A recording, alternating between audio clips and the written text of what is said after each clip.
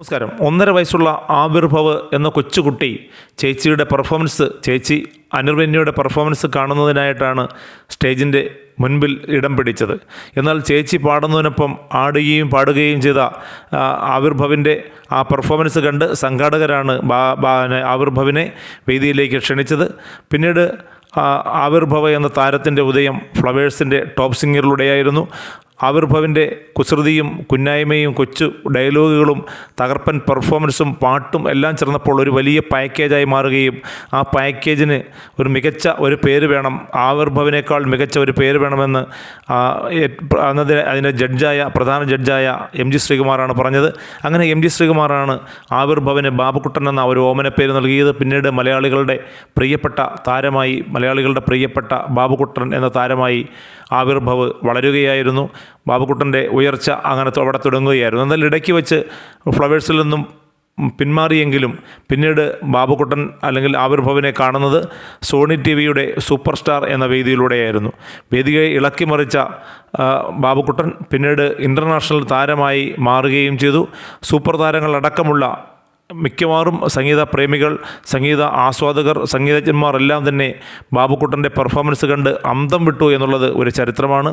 അവരൊക്കെയും ബാബുക്കുട്ടൻ്റെ തലയിൽ കൈവച്ച് പറഞ്ഞത് ഇത് ഒരു അസാധ്യ പ്രതിഭയാണ്, ഇതിൻ്റെ വളർച്ച എവിടെ വരെ എത്തും എന്ന് ആർക്കും നിർവചിക്കാൻ കഴിയില്ല, അത്രമാത്രം സംഗീത ജ്ഞാനമുള്ള കുട്ടിയാണ് ബാബുക്കുട്ടൻ എന്നാണ്. ഇപ്പോഴിതാ ബാബുക്കുട്ടൻ സൂപ്പർ സ്റ്റാർ വേദിയിൽ നിന്നും ഒന്നാം സ്ഥാനത്തോടെ മടങ്ങിയെങ്കിലും പിന്നീട് ബാബുക്കുട്ടന് ഒരുപാട് അവസരങ്ങളാണ് ഇപ്പോൾ ലഭിച്ചുകൊണ്ടിരിക്കുന്നത്. ഇപ്പോൾ ബാബുക്കുട്ടൻ തൻ്റെ ആദ്യത്തെ വിദേശ ട്രിപ്പിലാണ് എന്ന് തന്നെ പറയാം. പാറി നടന്ന് പാടുക എന്ന ഒരു സങ്കല്പത്തിൻ്റെ ഭാഗമായിട്ട് ഇപ്പോൾ സൗത്ത് ആഫ്രിക്കയിൽ എത്തിയിരിക്കുകയാണ് ബാബുക്കുട്ടൻ. അവിടെയും അതിപ്രഗത്ഭമായ ചുവടുകളോടെ അതിഗംഭീരമായി തന്നെ പാടി നിറയുകയായിരുന്നു ബാബുക്കുട്ടൻ എന്നതാണ്. സൗത്ത് ആഫ്രിക്കയിലെ ഡർബനിൽ ആ തുടക്കത്തിലെ പാട്ട് തന്നെ അടിപൊളിയായി എന്നാണ് സംഘാടകരും അതിൻ്റെ ബാക്കി സ്പോൺസേഴ്സും ഒക്കെ പറയുന്നത്.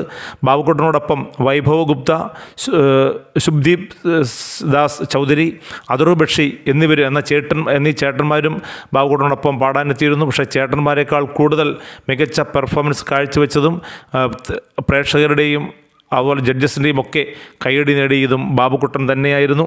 ഹൈറേഞ്ചിൻ്റെ മുത്ത് ഇനിയും ഉയരങ്ങളിൽ എത്തട്ടെ എന്നും ആ പെർഫോമൻസ് കണ്ട് മേലാകെ കോരിത്തരിക്കുന്നു, കുളിരുകോരുന്നു എന്നൊക്കെയാണ് സൗത്ത് ആഫ്രിക്കയിലെ മലയാളി സമാജത്തിൻ്റെ റിപ്പോർട്ടുകൾ.